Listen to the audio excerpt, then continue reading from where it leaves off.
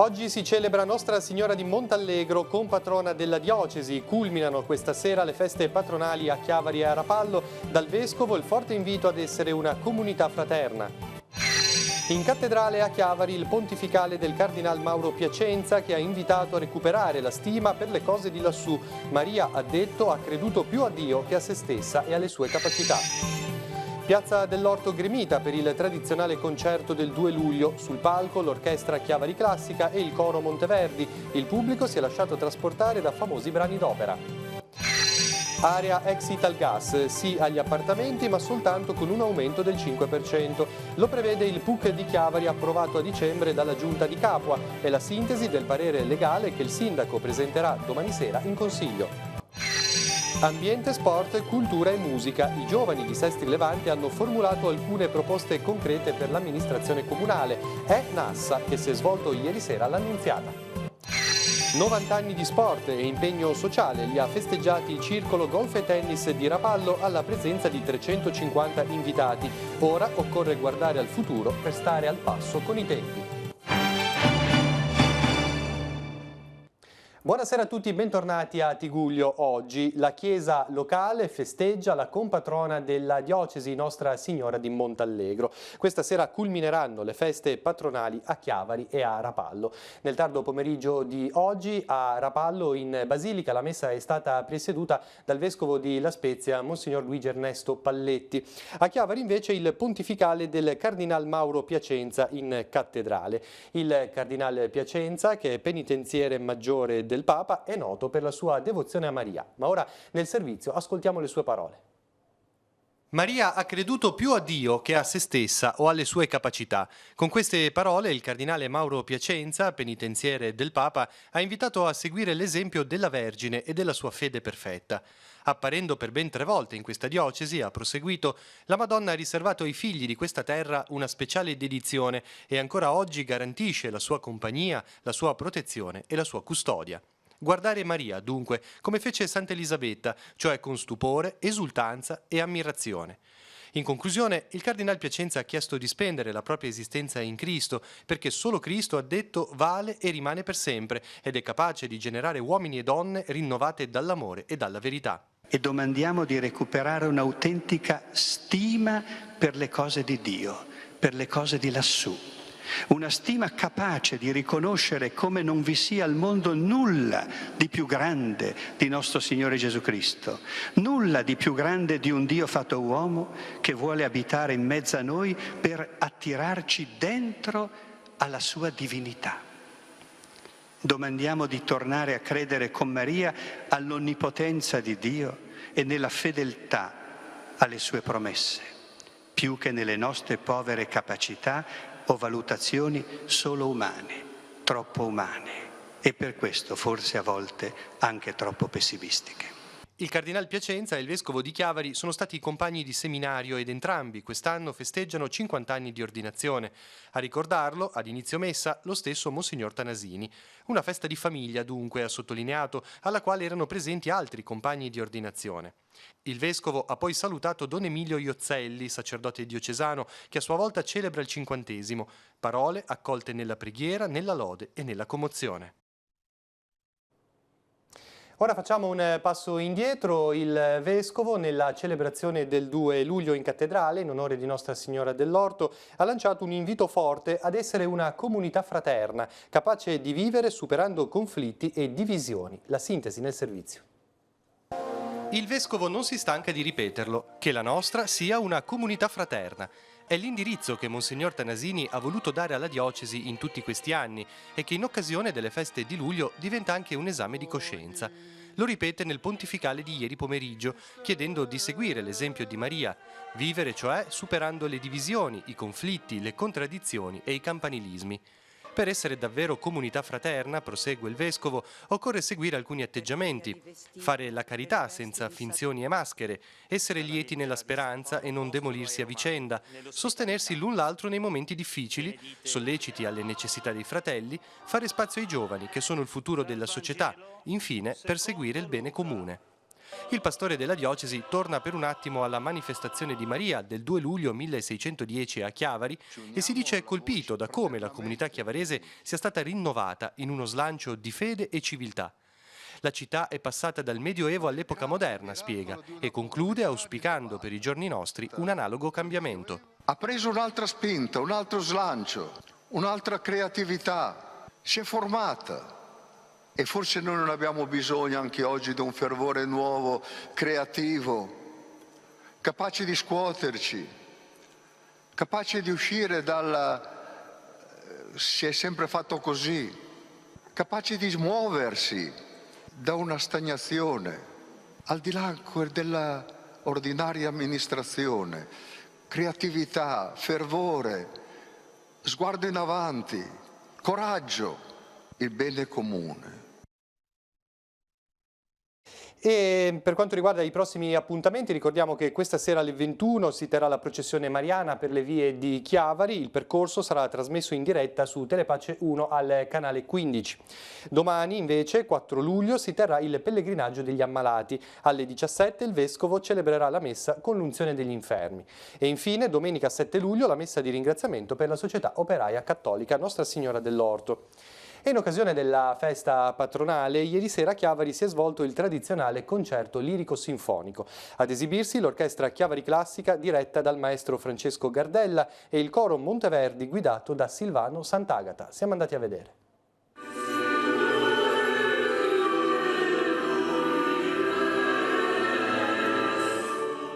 È il Te Deum, il canto per eccellenza della lode e del riconoscimento, ad aprire il tradizionale concerto del 2 luglio in piazza Nostra Signora dell'Orto. Il brano di Marco Frisina è stato eseguito in omaggio al vescovo, Monsignor Alberto Tanasini, per i suoi 50 anni di ordinazione sacerdotale. Sul palco, nuovo per l'occasione, l'orchestra Chiavari Classica, il coro Claudio Monteverdi, con i solisti Vittoria Colod, Eros Lombardo, Arianna Serra e Andrea Cardinale. Abbiamo lavorato parecchio in questa ultima settimana, il risultato, devo dire, sono contento, anche il service ci ha aiutato molto, la piazza, il pubblico è sempre stato è meraviglioso come sempre, perciò ringrazio veramente. Anche questo nuovo palco, devo dire che è interessante, è spazioso e ci si suona bene. Il pubblico è stato trascinato sulle note di pezzi conosciuti, dal Brindisi tratto dalla Traviata di Verdi, al Va Pensiero del Nabucco sino al Trovatore, alla Bohème di Puccini e a uno speciale omaggio a Paganini.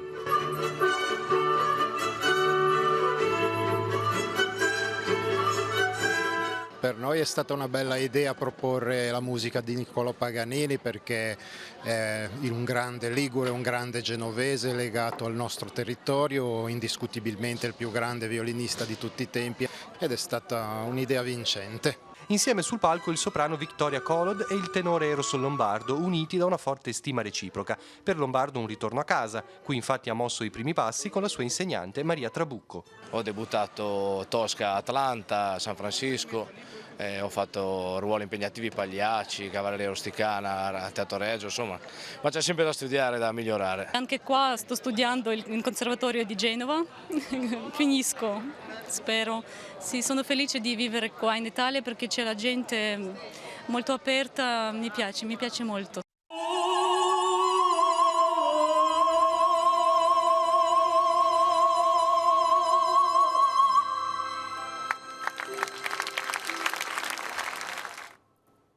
Concludiamo ricordando gli appuntamenti di Rapallo. Questa sera alle ore 21 la processione solenne per le vie della città guidata da Monsignor Ernesto Palletti e poi il consueto appuntamento con lo scioglimento del voto domenica 7 luglio alle 10:30 al Santuario di Montallegro. La celebrazione sarà presieduta dal Vescovo diocesano.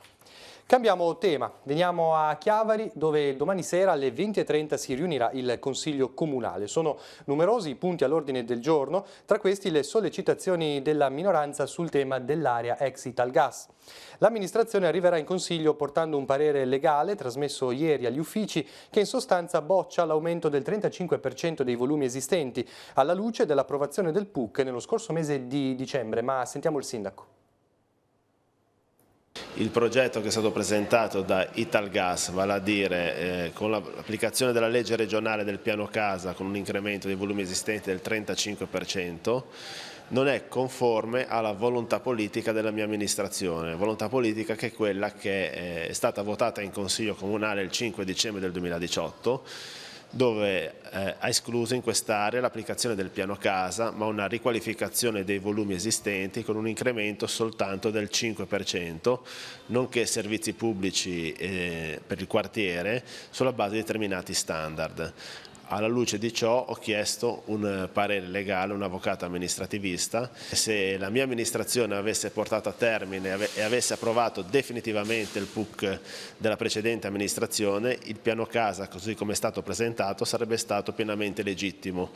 Viceversa, avendo la mia amministrazione regolamentato, tra l'altro il 5 dicembre, prima del 7 dicembre, quando è stato presentato questo progetto, vigeva quindi la clausola di salvaguardia ai sensi dell'articolo 1,2 della legge regionale del piano casa. Per cui, alla luce di questo parere, chiederò al dirigente dell'ufficio urbanistica, nel pieno della sua legittimità, di approfondire questi aspetti rispettando tutti i diritti di tutti, vale a dire i poteri del sindaco, i poteri del dirigente dell'urbanistica, che è pienamente legittimo, nonché anche i diritti della proprietà privata, perché ricordiamo tutti che si tratta di un'area privata con dei volumi esistenti, con dei grossi inquinamenti, perché lì c'è il cromo esavalente e non vi è l'accesso al Palazzo di Giustizia, che è stato costruito proprio con un accesso da via Trieste. Dal punto di vista tecnico, attualmente la pratica che punto è? La pratica ha avuto un via libera da parte della Commissione Edilizia nel mese di giugno 2019 e da quel momento in poi è passata sul tavolo della politica, in quanto deve essere fatta una convenzione urbanistica, quindi che deve passare in giunta, per stabilire le contropartite pubbliche. La volontà dell'amministrazione comunale è quella dei volumi esistenti più il 5% e servizi pubblici per il quartiere con determinati standard. Il progetto presentato non è conforme a quanto ha votato il Consiglio Comunale il 5 dicembre. Dobbiamo anche tenere presente che l'amministrazione Poggi nel 2005, quando si è fatta cedere con un atto notarile l'area gratuitamente dove è stato costruito l'ex Palazzo di Giustizia, aveva concesso su quest'area che oggi parliamo oltre 6.000 metri quadrati di edifici residenziali e il progetto che ha presentato in questi giorni è comunque notevolmente inferiore rispetto a quello che era stato concesso nel novembre del 2005. La cronaca di oggi: a causa della presenza di una buca sul manto dell'autostrada A12 tra Nervi e Recco, alcuni mezzi in transito hanno subito dei danni. Il fatto è avvenuto questa mattina intorno alle 8. Sul posto è intervenuta la polizia stradale di Genova San Pier d'Arena. La corsia è stata chiusa temporaneamente per permettere a società autostrade di risolvere il problema. Attualmente la strada è riaperta e la pavimentazione ripristinata. Il fatto ha causato però lunghe code, i danni, come dicevamo, ma anche polemiche. Il Movimento 5 Stelle in Regione ha preparato un'interrogazione per chiedere chiarimenti e in una nota domanda Regione Liguria conosce i piani di manutenzione del concessionario sulla tratta autostradale regionale? Aveva sporto una denuncia contro ignoti per sostituzione di persona nello scorso mese di maggio ai carabinieri di Carasco. Un 58enne di San Colombano Certenoli sosteneva di non essere il responsabile dell'accensione di 2 finanziamenti aperti a suo nome. Secondo l'autore della denuncia si sarebbe trattato di 2 operazioni fraudolente. I carabinieri hanno svolto le indagini e hanno appurato che in realtà l'uomo era effettivamente responsabile di queste operazioni. Pertanto nei suoi confronti è scattata la denuncia per simulazione di reato. L'impianto di condizionamento estivo dell'RSA di Chiavari è sempre stato in funzione. La rassicurazione arriva dalla ASL 4. In questi ultimi giorni, si legge in una nota, a causa del picco anomalo di calore nelle stanze al 4º piano della struttura e l'ultimo piano al tetto, quindi più esposto, sono stati aggiunti 2 ventilatori per stanza. Inoltre, precisa l'azienda sanitaria, lo scorso aprile è stato approvato il progetto esecutivo e l'affidamento dei lavori di un impianto cosiddetto a ventilconvettori a servizio del 4º piano dell'RSA. Questo determinerà un potenzionamento consistente dell'impianto. L'intervento attualmente è in corso.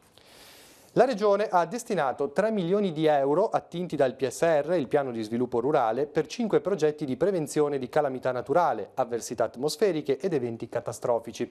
Saranno realizzati interventi strutturali di grande rilevanza, come ad esempio la messa in sicurezza di corsi d'acqua, spiega l'assessore regionale all'agricoltura Stefano Mai. Tra i beneficiari figura il Comune di Sesti Levante, che ottiene oltre 225.000 euro, fondi che saranno utilizzati per il nuovo intervento programmato dal Comune sul movimento franoso di Villa Fontana.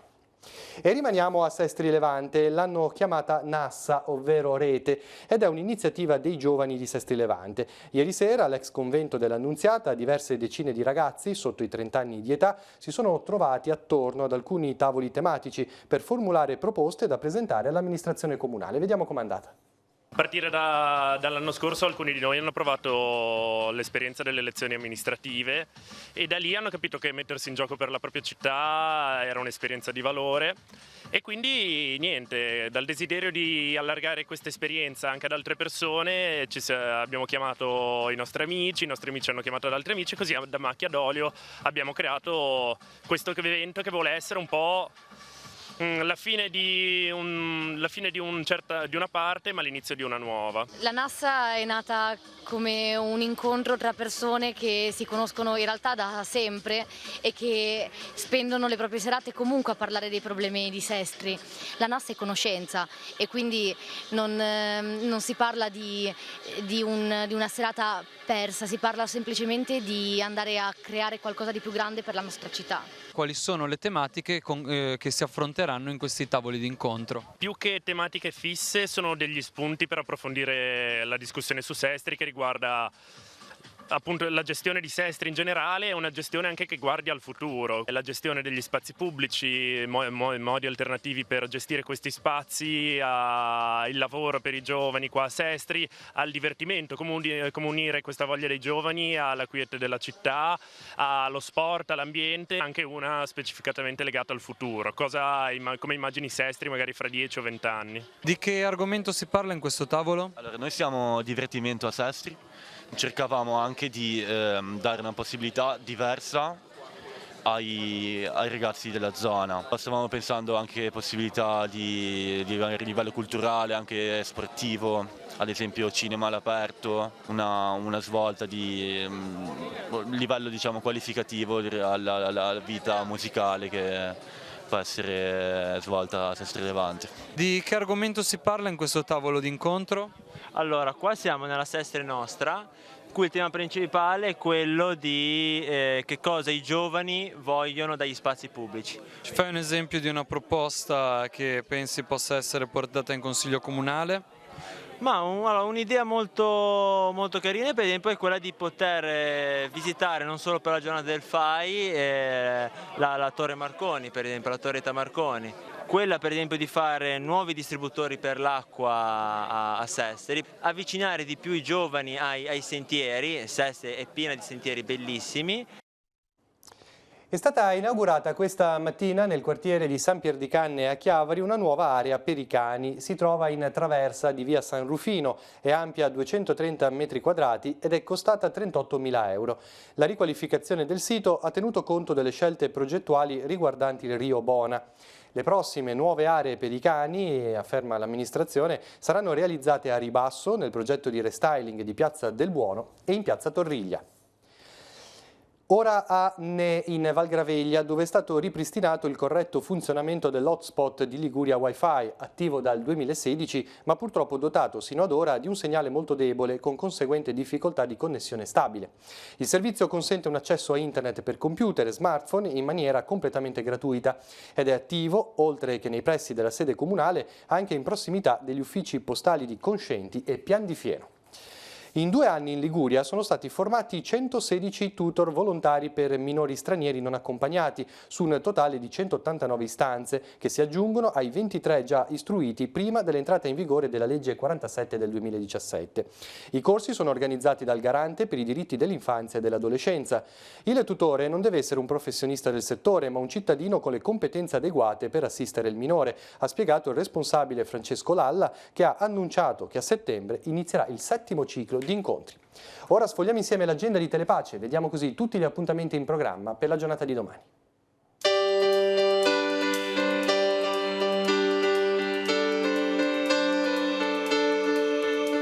Appuntamenti in agenda per giovedì 4 luglio.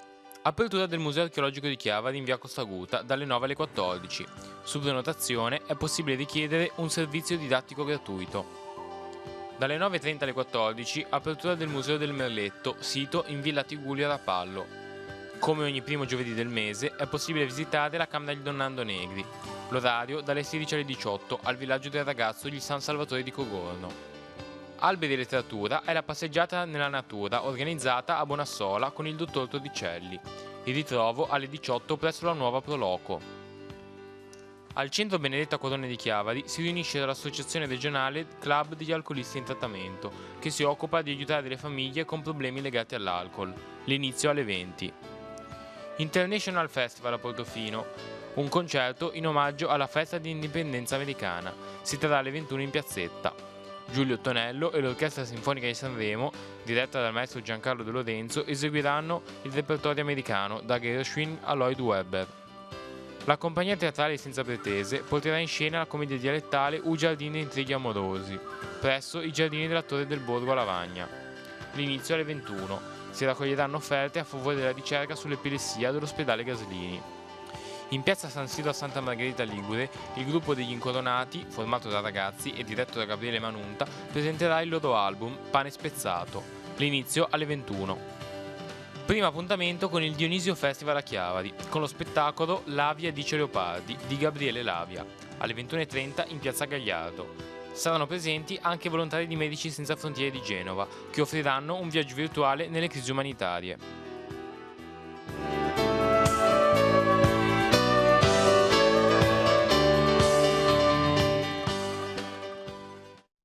Ancora due appuntamenti. Per la prima volta Pian di Coreglia, il luogo dove sorgeva il campo di concentramento dove transitarono numerosi ebrei che poi morirono ad Auschwitz, ospiterà un evento che rievoca, riportandolo alla memoria collettiva, la storia di questo campo ormai troppo spesso dimenticata.